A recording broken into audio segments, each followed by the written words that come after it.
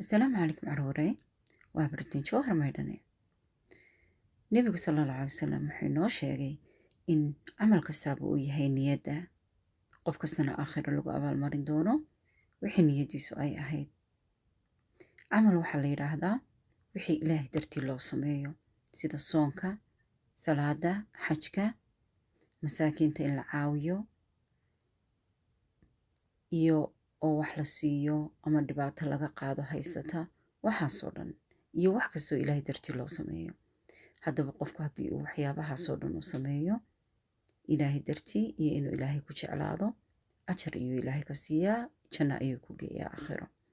laakiin qofku waxyaabihii ilaahay loo sameynaya hadduu dadka u sameeyo iyo inay dadku ku jeclaadaan oo ay yidhaahdaan alla waa qof wanaagsan oo dadka caawiya oo fiican, dembi ayuu qofku ku gelayaa oo ilaahay ma jecla ee iska ilaaliya.